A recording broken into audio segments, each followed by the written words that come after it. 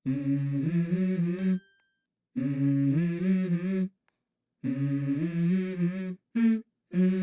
go. I wake up to a little bit of drool on my pillow, feel like it's gonna be a bad day. Yeah, I'm tired. Bumili tayo ng second hand na dual sport na motor na gagamitin natin para sa mga solo adventure natin. Ito nga pala yung Honda CRF 150L. Bali hindi ko talaga abot yung seat height ng motor na to, kaya medyo babaguhin natin yung setup niya at gagawin nating supermoto setup. Basically papalitan lang natin yung gulong niya ng mas makapal at gagawin natin na street tires. By the way, 5'4" lang pala yung height ko, kaya talagang mataas tong motor na to para sa akin. Bukod pa sa hindi pa ako marunong gumamit ng motor na may clutch, kaya mas maganda na ibaba ko muna tong motor para sa pagpapractice ko. Yung mga fairings nitong nabili natin ay hindi ko din type, kaya aayusin natin siya para sa personal taste natin. Isa din to sa kagandahan pag second hand ang bibilin mo at may plano kang iset up naman yung motor sa personal taste mo. Dahil madami ka rin namang babaguhin sa kanya, mas makakatipid ka talaga pag second hand yung binili mo since papalitan mo din naman yung mga parts niya. Ang kailangan mo lang masigurado ay dapat kompleto yung documents niya at syempre yung makina at yung mga major parts ay walang problema. Parang yung mga tips ko lang din pag bibili ka ng second hand camera. Second hand man o brand new, pag wala yung issue, magpe-perform yan ng maganda ng mahabang panahon.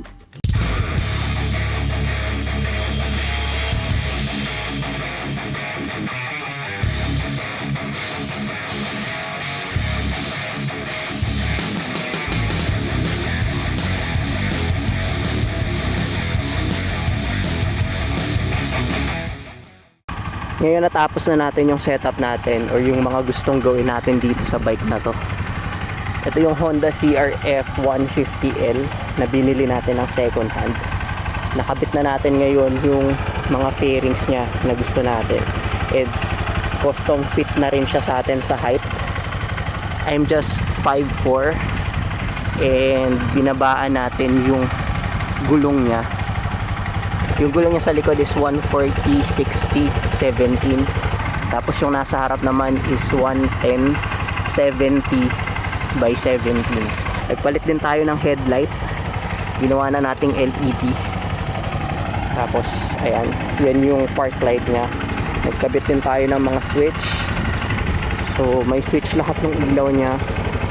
Park light, mini driving light, passing light, then high beam, tapos yung low beam nga nandito. So ang itsura niya, so yan yung park light na kulay blue. Pag ginawa natin siyang puti, ayan, yan naman yung puti. So pwede rin siyang patay. Tapos meron tayong mini driving sa baba na puti na pwede rin maging dilaw. Tapos passing light, high beam, low beam. Pag open lahat, kulay blue or kulay white, tapos low beam, tapos high beam. So yan yung open lahat yung ilaw niya. Ako gusto ko lang siya nasa blue na park light. Ang ganda nito guys kasi nung nakuha natin siya, sobrang baba lang nung odo niya or yung tinakbo niya, 5,000 kilometers pa lang.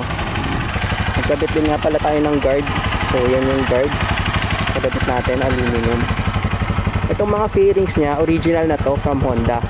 Ito yung fairings na nakuha ko nung nabili siya. Bali binalutan kasi ito ng carbon.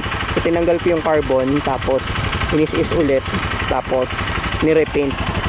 Maganda yung pagkaka-repaint natin. Hindi siya minadali pero mukha pa rin minadali. Tapos nagkabit din tayo dito ng handguard na generic lang, walang patak. Tapos nagpalit tayo ng side mirror. Etong side mirror na gamit natin, pang ano siya, pang big bike or yung 400cc na sport bike. Kaya medyo makapal siya. And bumagay naman siya dun sa overall na look nung motor, diba?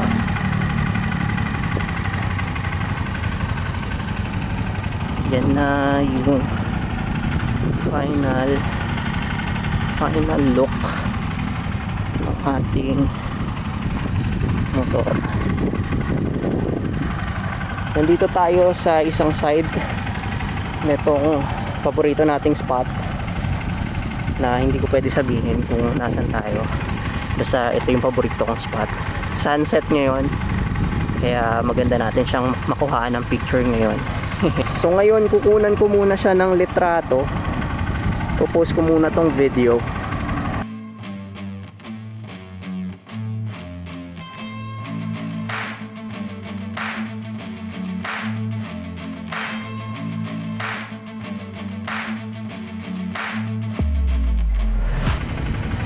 Ito yung framing natin ngayon. Sobrang ganda ng langit. Ang ganda ng pattern ng mga ulap. Ang saya. Napakapangit dun sa kabilang side kasi maulap. Pero dito, ang ganda ng langit. Kaya kukunan ko muna siya ng picture, guys.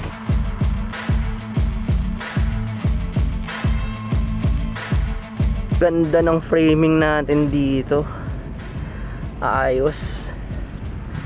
Ito na yung gagamitin natin sa adventures natin sa pagpunta natin sa mga kung saan saang lugar kapag solo lang tayo. Capable naman to. At saka maggaan lang naman tayo eh. Ang mabigat sa atin yung mga dala natin na gamit. Ang ganda ng langit ngayon. Sulit na sulit. Ayos. Yan, lumubog na talaga yung araw. Ito yung view natin.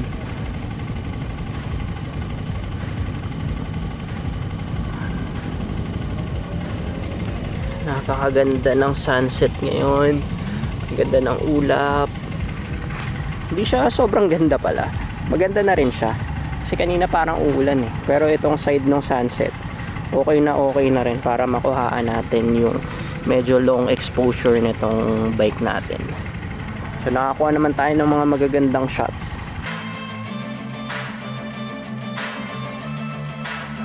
Pauwi na rin tayo kasi medyo madilim na. Kung nakikita nyo yung ilaw natin dito sa motor, kitang kita na siya. Ibig sabihin nun madilim na talaga. Ayan, nakalubog na yung araw. Ito na yung start ng golden hour. So ito na yung last na frame natin.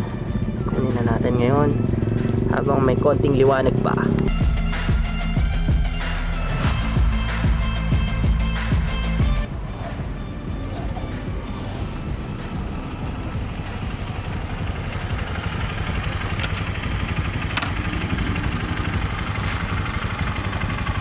Yun lang guys para sa video na to. Thank you for watching. Don't forget to like and subscribe na din for more videos about photography and yung mga adventure pa natin. See you in the next video. Mabuhay!